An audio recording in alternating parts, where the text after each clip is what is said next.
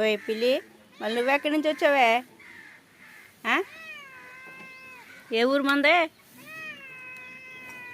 మేమా? ఇంకా ఓహో అట్టాగా.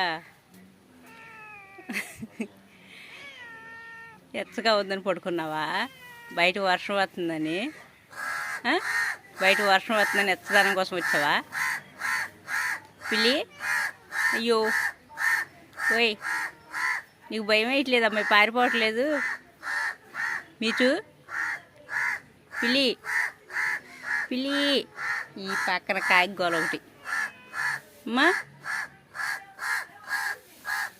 దా దా దా, జ్వరం వచ్చిందా అమ్మా?